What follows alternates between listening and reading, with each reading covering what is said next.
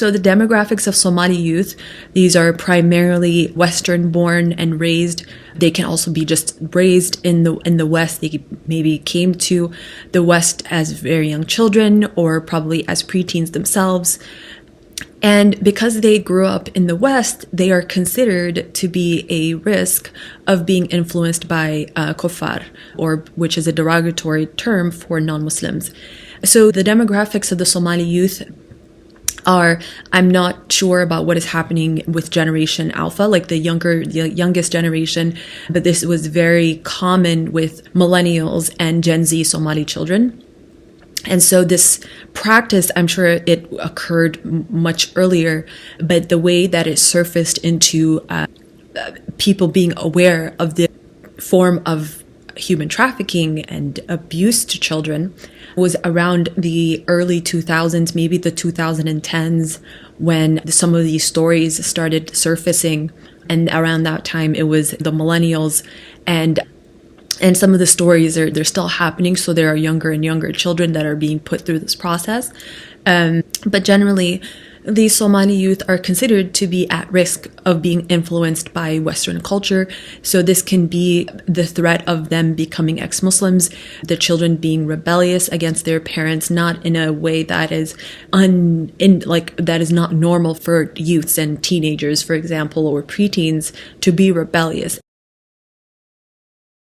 There is also this part that is being bicultural, the derogatory terms that are actually labeled for children that are victims of or will become victims of Daqan Celis are what they call say wallahi, which is the derogatory term for Somali youths who do not speak Somali, or they speak very limited Somali, due to the fact that they grew up in the West or were born and raised in the West, where they had limited access to Somali people or the Somali people in their community. And it's not just the people, the youth that they describe as say wallahi, but there's also other ones that they call hoya matalo, which is for Somalis that can mean different degrees of limitations with the Somali language.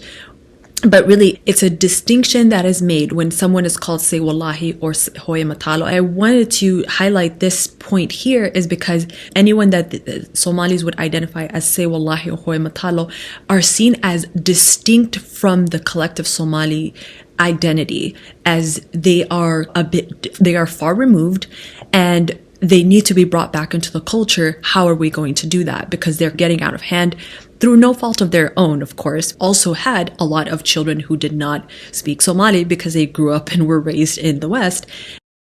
And there wasn't a need for the children to learn Somali.